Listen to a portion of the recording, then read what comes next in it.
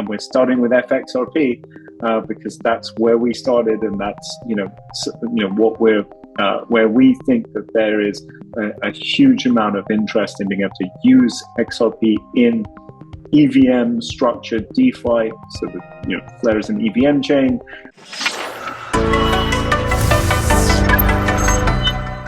This episode is brought to you by Uphold, which is one of the top crypto platforms in the industry. I've been a user of Uphold since 2018. They make it easy to buy, sell, and trade crypto. They have 300 plus cryptocurrencies on their platform, which includes Bitcoin and all the top altcoins. And folks, they do not commingle. They do not lend out your funds. They are 100% reserved, and you can review their transparency report. And they have a lot of great features that make it easy to execute your trades. They also have a great new product called USD interest accounts, which allows you to park your dry powder or your crypto profits and earn up to 4.9% APY. Now, the 4.9% APY is only on balances over $1,000. Below 1,000, it's 2%. But what's great about this product, guys, is there's no lockups, there's no monthly fees, there's no subscriptions, and best of all, it is FDIC insured just like a bank. So if you'd like to learn more about Uphold, visit the link in the description. Welcome into the Thinking Crypto podcast. I'm your host, Tony Edward, and my guest today is Hugo Philion, who's the co-founder of the FLR Networks and CEO of FlareLabs. Hugo, great to have you back on. Hey, thanks so much, Tony, for having me. Hugo, you and I have spoken many times over the years. I'm a fan of Flare. I am a Flare token holder. I delegate and earning my rewards and much more. And, things have been heating up in the crypto market. Folks want to get some updates from you. So I'm really excited to be speaking with you. Let's kick it off by telling us what's the latest with Flare. Absolutely. So this week we announced, basically the roadmap for launching FAssets on SongBird. The long and the short of it is that provided everything goes well, there's like one audit in progress, we should be able to launch the FAssets on SongBird prior to Christmas. And just to remind some of your viewers that maybe not so familiar with the Flare ecosystem, SongBird is Flare's canary network. It is a live money network, as in it's a real blockchain with a real token that does trade, but it acts as a test bed for Flare. And again, for those listeners that are not that familiar with Flare, Flare is the blockchain for data, but ultimately what we're building with that and our vision for 2025 is to become a multi-asset hub. So a multi-asset DeFi hub for tokens like XRP, Bitcoin, Dogecoin, and of course through Stargate, which Flare is integrated with, the tokens from the bulk of the Ethereum ecosystem, such as stablecoins, Ethereum, and liquid staked Ethereum, whichever other tokens can be bridged via Stargate. And that is because our thesis is very simple. Our thesis is that there are lots of people building individual projects for individual ecosystems like Bitcoin or XRP or Doge, but we think there's a lot more value in aggregating all these tokens together into a single DeFi ecosystem, and that is the premise of Flare. And you mentioned that the FAssets will go live on SongBird first, and then once everything is running smoothly there, then it will go to the main blockchain, which is Flare, right? Yeah. Do you have a timeline for? Is that like maybe Q1 in 2025 or Q2? Absolutely. So we've said in our announcement that once the FDC this is the Flare data connector. Again, for those listeners that don't know that much about Flare, one of the really cool things about Flare is that it has what we call enshrined oracles. These are data protocols that are effectively part of the chain and secured by the chain stake. So we're not using off-chain oracles that have questionable security. We're using the chain stake to secure the data that is used by the chain and the applications on the chain. One of those protocols is what we call the Flare data connector.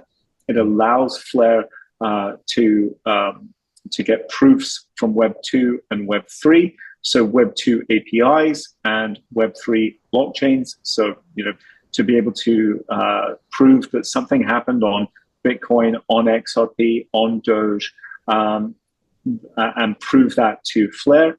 That protocol is now live on SongBird.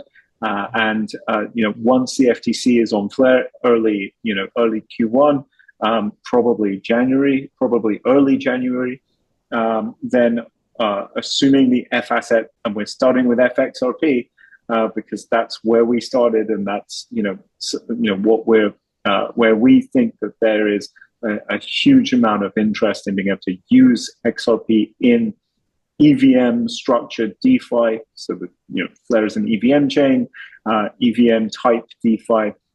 We think there's a great interest in that. And provided that's been tested for 6 weeks on SongBird and hasn't had anything that would cause us to be concerned, we will transition that FAsset from SongBird to Flare. And we're starting with the test of FXRP, then either FBitcoin or FDOGE, probably FDOGE, I think, and then FBitcoin last, sequentially. So, FXRP will go live on Flare first.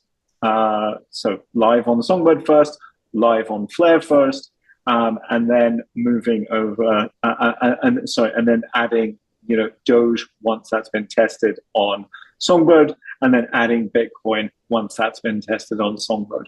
It's exciting, and I can't wait to test all these things out. I'm a XRP holder. I'm a Bitcoin holder. I don't have much Doge. I have a little bit, but look, it's the bull market. A lot of people are coming in, and they're looking to get involved in crypto in many ways, and there's a huge Dogecoin community. So for the folks who, once again, who may not know much about this, what does this enable for them? Is it DeFi, borrowing, lending, staking? Can you tell us a bit about that? Yeah, so functionally, it enables you to use your coin in anything that you can use with a smart contract. So, the premier use case for blockchains at the moment is DeFi. So, being able to be an LP in a DEX, being able to borrow against your tokens or lend your tokens out. So, lending Doge, lending XRP, or borrowing against your XRP for leverage, being able to fund perps positions on chain with those assets. So being able to fund a perps position with XRP, Doge, Bitcoin. And, we are, I think, and you can, what I'm also quite interested in is like meme coins. There's obviously a big appetite for meme coins. I'm sometimes a little conflicted about it, but it's there.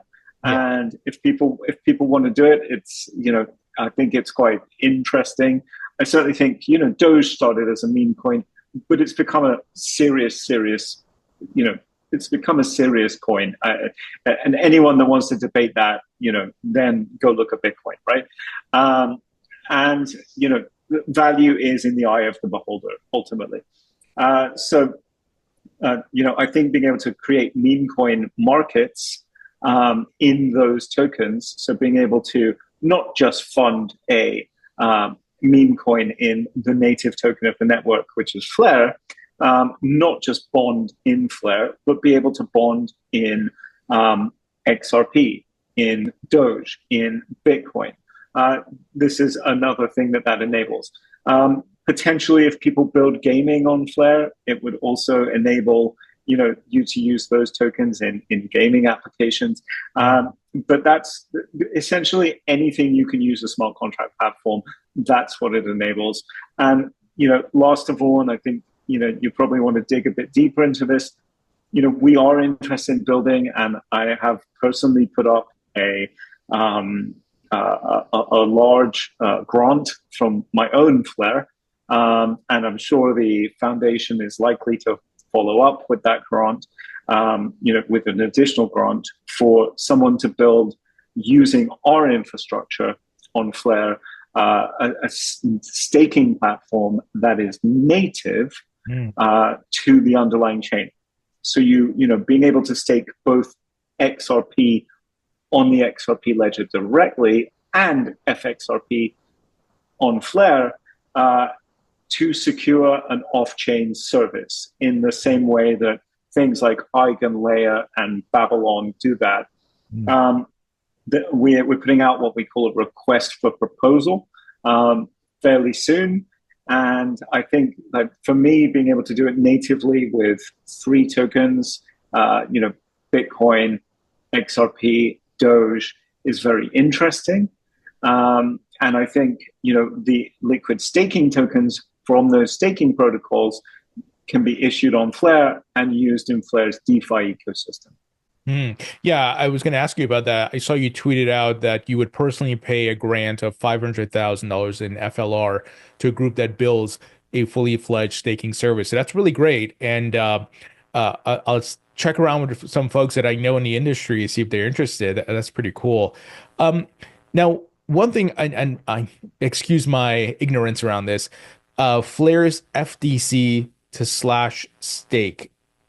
What does /stake mean? So with the staking protocol, there's various different ways to leverage stake. With a native token, you don't necessarily have to slash. So not all proof of stake mechanisms need to be used to slash. But when you're staking a non-native token, i.e. a token that is not actually the main value of the thing you're securing, you've got to have slashing, because otherwise you have no security. Because imagine you're staking XRP in order to secure like a layer 2. There's the value of the layer 2 and the value of XRP have no correlation. So the way you derive security is to have slashing, i.e. if the entity that you're staking to, the infrastructure provider that you're staking to, let's call them a validator, of some service, messes up, does something wrong, attempts to, do a double spend, let's say, you need to be able to create a penalty for that. That's called slashing. And the FTC, being a protocol that can prove things from other systems, both Web 2 and Web 3, is a particularly good protocol with which to use to slash funds. And so Flare is building all of the infrastructure that you could build a staking protocol on. Now, I think we spoke about this before, and you guys want to crawl before you walk and walk before you run. Folks are wondering if later down the line that you may support other assets outside of XRP, Bitcoin, and Doge, maybe Litecoin or things like that.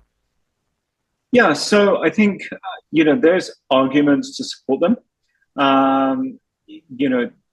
but it's quite a heavy lift to develop an FAsset market. Right, it's not trivial. Each of the FAssets is its own market. The FAssets itself is what can be termed as an over-collateralized bridge. And so on one side you have the demand for FAssets, as in the demand from a network to create a representation of the token on a smart contract platform, that platform being Flare. And on the other side you have the supply of collateral. And so each token, each FAsset, FXRP, FDOGE, FBitcoin, is a market in and of itself. And that requires market formation. It takes time. You want to get sufficient liquidity, all of those kind of things in order to manage the risks. Each additional FAsset will be taken on a case-by-case basis. Now, importantly, and something to remember is the FAsset code is open source. So it can be applied by anyone on both SongBird and Flare. So if we're not adding, let's say, Litecoin, anyone can take that code and build an FAsset for Litecoin. It just won't be released by FlareLabs. Interesting. There was a question from a community member, and I hope I articulate this well. He said, what happens when an F asset, FXRP, FBTC, or etc., goes parabolic and the collateral is not sufficient? And why would the one putting up the collateral take the risk? What is their incentive to put down 150%? I don't know if that's a right way to phrase it, but would love to get your thoughts on that. I think that's a really valid question. Now, of course, there are risks when you're using over-collateralization. But from the collateral provider's perspective, there's also benefits. On that collateral, they are earning, first of all, the collateral itself yields. So it's it's a stable coin. The collateral consists of a stable coin that is issued natively on both Flare and SongBird called USDX. On Flare, you'll be able to put the collateral as what we call CUSDX. This is Clearpool USDX. This is essentially a stable coin, but getting you US Treasury yield. Then the secondary collateral is the native token of the network. On SongBird, it's SongBird, and on Flare, it's Flare. And that token, of course, can be delegated to data providers on both of that network. And whilst it's locked as collateral, it can earn the yield from delegation, including the Flare drops on Flare. So for a start, there's good earnings to be had just on the collateral itself. But then those collateral providers add, they get bridging fees, so minting and redemption fees. And then there's a trail fee. So every time an F asset is used in a protocol, every time it makes a transaction, there's a very small fee taken from that. But with large amounts of volume and large amounts of transactions, that can add up quite quickly. So it's like every other product in DeFi. It is a bridge that is structured as effectively a DeFi protocol. And you can lose money in DeFi protocols. Conversely, you can also make money in DeFi protocols. So effectively, it is providing collateral, getting a yield, managing your risk. And that, yes, tokens can be parabolic, can go parabolic, but we have very fast oracles on Flare and SongBird. And so the liquidation can happen very, very quickly. And so, in most cases, the liquidation, the worst that can happen, because liquidations can happen very quickly, the loss of your collateral for an agent is going to be around 10%. And most of the time, the insurance pool, which is where the community comes in, the agents, when there is a liquidation, the agent's collateral is taken first. So this is the entity that's operating the infrastructure and is effectively the principal in the bridge. Their collateral is taken first. And they are over-collateralized. So the only time the pool collateral from the community is used is if the price of an asset has gone up so much and the agent's collateral is insufficient to meet the value of the liquidation. So agents get liquidated first, and then the insurance pool, which is comprised of the native token, get liquidated second. But obviously, them being liquidated second means that they will get liquidated less often.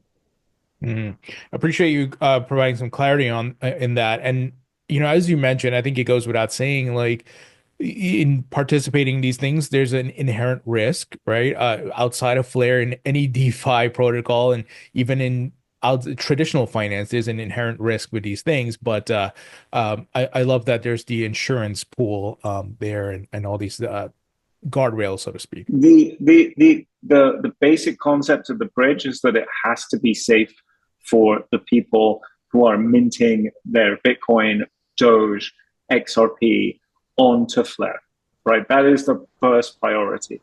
Yeah. That is the first priority, and we use collateral to do that. Hmm. Um, Now, you were mentioning agents, and there was a question that came up from the community about AI agents and Flare technology. We're seeing a lot of news and a lot of building of AI agents. And I think the folks at Coinbase, they even tested out payments or yeah, stablecoin payments between two AI agents. So I'm curious, are you guys working on anything like that? Will Flare be able to facilitate things with AI agents? So the agents in the FAsset protocol are conventional agents. They're not AI agents. Hmm. With regards to Flare's AI thesis, we're working on quite a comprehensive plan around off-chain compute through trusted execution environments. This is kind of our next infrastructure plan, and this is where you might get things like secure usage of AI agents, whereby you can operate, a machine learning algorithm within a confidential compute, layer, and use that on Flare so that you know what you're getting. But of course, anyone can run an AI agent off chain and use Flare. In fact, many people are, I'm sure.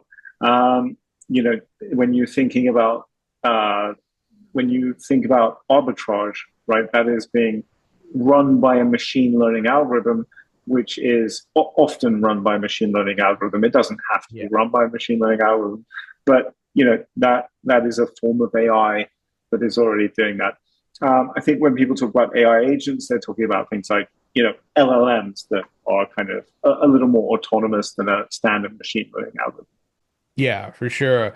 And I know a lot of this is still in the early phases, and we still have to figure out how these things will work. I know regulations and so forth will have to come into place. But yeah, I've been talking to folks at Coinbase about the models they built and how you can use AI agents to do different things. So, but I think I probably mean, I think one of the most interesting areas that interests me the most is uh, like a co-pilot for blockchains. mm, Using AI as a way to make the user experience much easier.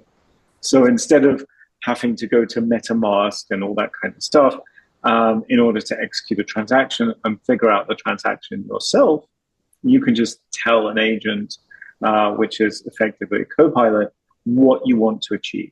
I would like to transfer my Bitcoin, to such and such a network using maybe Flare, maybe using something else.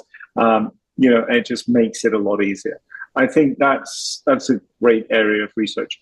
So we're doing a hackathon with Google Cloud in California, hopefully in March, around off-chain compute, trusted execution environments, and I'm fairly sure there'll be some of the teams that come to that hackathon building artificial intelligence-led solutions. mm. Now you mentioned Google. I know you guys have a partnership with Google, Hex Trust as well. Any updates on the partnerships you want to share? And can we anticipate some announcements coming, let's say early 2025? I mean, obviously, the one of the more recent partnerships we announced was with a group called Red Date, which allowed us to partner with them to test out stable coins in Hong Kong using Red Date for their Chinese mainland decentralized identity system to essentially allow Chinese mainland citizens to access to essentially access providers of stable coins in Hong Kong. That is a trial. It's a trial ahead of regulation expected in Hong Kong around stablecoins. So it's early, but that is a very exciting partnership. And Red Date, one of the parts of the trial was the issuance of a stablecoin as a test using Red Date's DID technology on Flare in order to interact with a contract on chain. It's that's amazing that they're using Flare to do that. But second, I'm also just fascinated, Hugo, by China and Hong Kong's relationship with crypto because we've seen almost a 180. And I know we're still waiting for mainland China to fully open up, but Hong Kong seems to be a proxy that they're using to test the waters, right, with their ETFs backing a lot of financial services for crypto companies. So, with your experience dealing with them, does it seem like they're more open? I mean, certainly the trial went ahead, and it had elements of it being an approved trial, Hmm. but as I said, it was just a trial, and I certainly say that definitely Hong Kong's much more of a sandbox for blockchain, probably arguably for mainland China. I would assume, if something goes really well in Hong Kong, that, there could be adoption from mainland China, but I obviously cannot speak for the Chinese government. Yeah. I have no relationship to it whatsoever, and, no inside track. Yeah, for sure. And I'm just curious, what insights I can get from folks who are dealing in that region because I have a funny feeling, Hugo. I wrote a newsletter about it that mainland China is going to open up those Bitcoin and Ethereum ETFs, the ones that are in Hong Kong, because it's been going well in Hong Kong. I mean, I think there's reasons to be hopeful. For sure. Now, Flare is on many of the big exchanges now. Folks wanted me to ask you, though, are there any updates around exchange listings, possibly ETFs, things like that may come in 2025? I mean, we'll see. I saw I could never announce an exchange listing before it happened anyway. Right. But certainly, those two major exchanges that we're not on, that is Binance and Upbit. I saw an interesting post from some research group the other day, where Flare's probably, I think, the third or fourth largest coin by fully diluted market cap that is not listed by Binance. Mm. I don't know if that should be a good thing.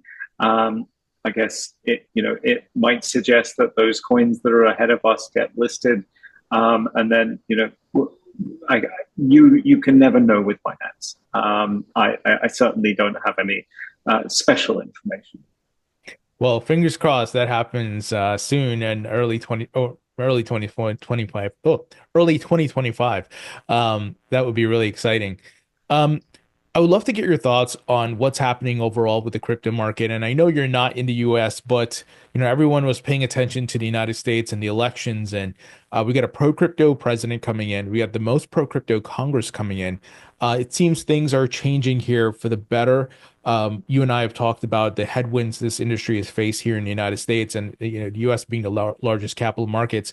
What are your thoughts on the change and how there seems to be some euphoria now with this change that's going to take place? Yeah, so I think what's really happened is a large amount of risk has been taken off the table for people that are interested in crypto, right? There a more amenable climate amongst regulators and lawmakers means that there's less fear of regulation that impedes crypto's progress. If you're putting that into a financial model, you have to say that, if you take a risk off the table, then an asset is worth more. And that's what you've seen with Bitcoin, right? If you think everything has to be like a valuation of, possible things that could go wrong and possible things that could go right, and you get an expected value out at the end. And if you take a massive risk off the table, like the election did, you obviously have a higher expected value. So that's kind of the way I look at it. I think it's great for the industry. I think I'd like to see the US really lean into it. I mean, it's already very big in crypto anyway, but it just means that development and financing and the use of DeFi and the use by institutions for crypto is just going to be much, much easier. And this makes, everything better. Yeah, for sure. And it seems like 2025 is going to be a very even bigger than 2024, and we might see a boom across all aspects of crypto. I'm really excited for that. Um, Hugo, anything else on your roadmap that you want to highlight? I know we touched on a lot.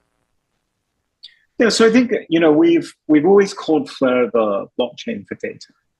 And I think one of the things I'm looking forward to is articulating the direction that I want to take Flare over the next couple of years. I think, there's a big element of off-chain compute in that. And there's, a whole bunch of things that I'd love to talk about with the community, but are not settled yet. Things like scalability. How is Flare thinking about making the chain faster and better? These are all things we're thinking about. So, whilst I don't want to announce a roadmap right now, certainly there's a lot of things that we're thinking about. We're even thinking about, whether we stick with the EVM or whether there's potential to integrate something like Move. These are all, interesting areas of research, but we'll probably be releasing a larger game plan over the next, couple of months, let's say. Awesome. Hugo, well, I'm excited for that. And like I said at the beginning, I'm a Flare token holder. I'm delegating, so I'm excited for the future updates. Thank you so much for joining me. Thank you so much, Tony. Have a great weekend, I guess.